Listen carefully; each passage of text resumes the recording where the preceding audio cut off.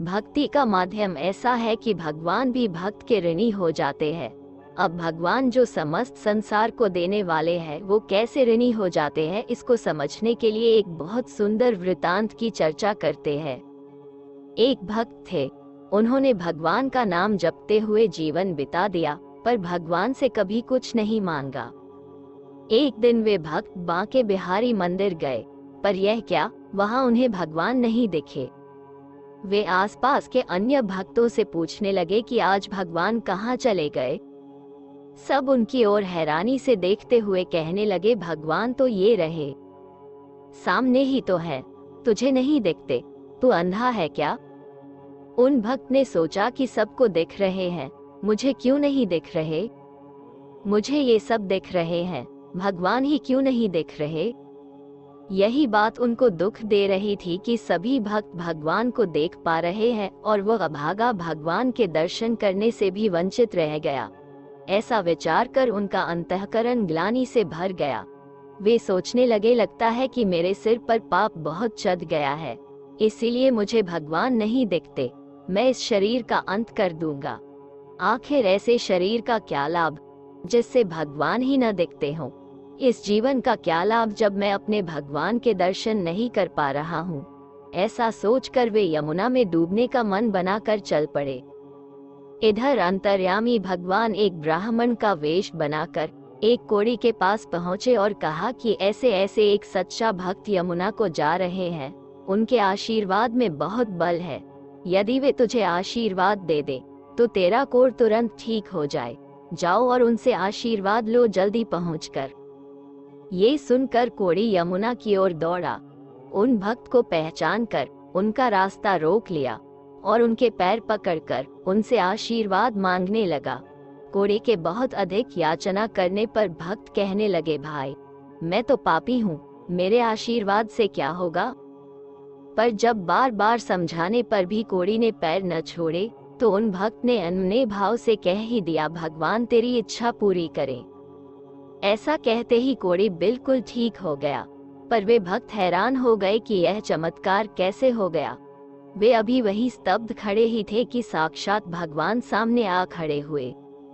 उन भक्त ने भगवान को देखा तो अपने को संभाल न सके और रोते हुए भगवान के चरणों में गिर गए। भगवान ने उठाया। भगवान को सम्मुख देख उनका मन इतना भाव विभोर हो गया, आंखों से अश्रु रुक ही नहीं रहे थे। वे भगवान से पूछने लगे, भगवान यह आपकी कैसी लीला है? पहले तो आप मंदिर में भी दिखाई न दिए और अब अनायास आपका दर्शन ही प्राप्त हो रहा है। ये कैसी माया है प्रभु आपकी, मैं इसको समझ नहीं पाया।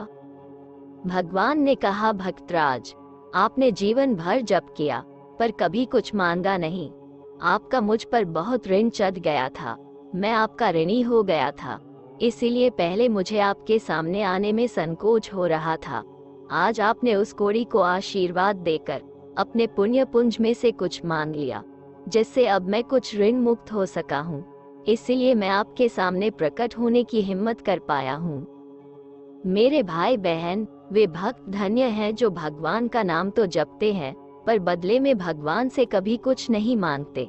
याचना करने से हमारे अर्जित पुण्य और भक्ति का फल याचना पूर्ण होने में चली जाती है। लेकिन जो भक्त निस्वार्थ भक्ति करता है और कुछ पाने की याचना नहीं करता है तो उनके भगवान भी ऋणी हो जाते हैं। ऐसे भक्तों के चरणों में लोकेशानंद अपना माथा टिकाता है। ये तो हो गई भक्त और भगवान का वृतांत। अब हम बात करेंगे कि भक्ति कितने प्रकार से कर सकते हैं, अर्थात कितनी तरह से भक्ति की जा सकती है। भक्ति साहित्य में शबरी के फलों की मिठास का बार बार वर्णन आता है। भगवान राम को इन फलों में जैसा स्वाद मिला वैसा स्वाद न तो पहले कहीं मिला था और न बाद में ही कहीं मिला। बीरनी को सामाजिकता की मूलधारा में ले आते हैं। उसके झूठे बेर खाकर राम ने एक वनवासिन का मन ही नहीं रखा, बल्कि उसे पारिवारिकता दी। अपने प्रियजन और परिवारजन का झूठा खाने में संकोच नहीं होता। राम इस अर्थ में तमाम सामाजिक संकीर्णताओं को तोड़ते हुए मानव समाज की पुनर्रचना की नींव रखते हैं। महर्षि वाल्मीकि ने शबरी को सिद्धा कहकर पुकारा, क्योंकि अटूट प्रभु भक्ति करके उसने अनूठी आध्यात्मिक उपलब्धि हासिल की थी। यदि शबरी को हमारी भक्ति परंपरा का प्राचीनतम प्रतीक कहें तो कदापि गलत नहीं होगा। शबरी को उसकी योगाग्नि से हरिपद लीन होने से पहले प्रभु राम ने शबरी को नवधा भक्ति के अनमोल वचन दिए। शबरी प्रसंग से यह पता चलता है कि प्रभु सदैव भाव के भूखे हैं और अंतर की प्रीति पर रीझते हैं। मैं तुझसे अब अपनी नवधा भक्ति कहता हूँ, तो सावधान होकर सुन और मन में धारण कर। पहली भक्ति है संतों का सत्संग, दूसरी भक्ति है मेरे कथा प्रसंग में प्रेम। गुरपद पंकज सेवा, तीसरी भगति अमान, चौथी भगति मम गुणगन करी कपट तजी गान। तीसरी भक्ति है अभिमान रहित होकर गुरु के चरण कमलों की सेवा और चौथी भक्ति यह है कि कपट छोड़कर मेरे गुण समूहों का गान करें।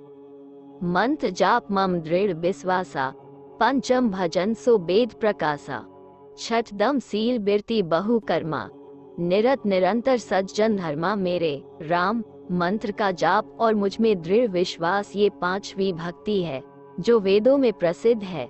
छठी भक्ति है इंद्रियों का निग्रह, शील, अच्छा स्वभाव या चरित्र, बहुत कार्यों से वैराग्य और निरंतर संत पुरुषों के धर्म आचरण में लगे रहना। सातवम सम मोहिमय जग देखा, मोते संत अधिक करी लेखा। आठवम जथलाभ संतोषा, सपने हो नहीं देखी पर दोषा। सातवीं भक्ति है जगत भर को संभाव से मुझ में ओतप्रोत राममय देखना और संतों को मुझसे भी अधिक करके मानना। आठवीं भक्ति है जो कुछ मिल जाए उसी में संतोष करना और स्वप्न में भी पराये दोषों को न देखना।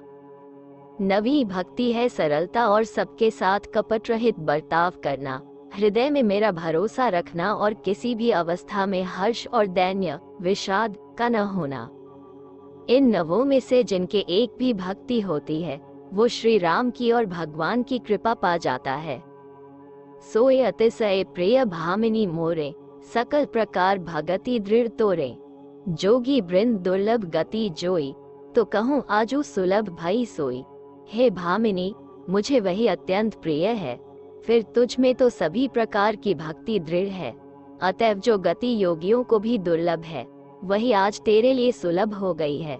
इसके बाद श्री राम ने शबरी की भक्ति से खुश होकर कहा, भद्रे, तुमने मेरा बड़ा सत्कार किया। अब तुम अपनी इच्छा के अनुसार आनंद पूर्वक अभीष्ट लोक की यात्रा करो। इस पर शबरी ने स्वयं को अग्नि के अर्पण करके दिव्य शरीर धारण किया और अपने प्रभु की आज्ञा से स्वर्गलोक पधार गई।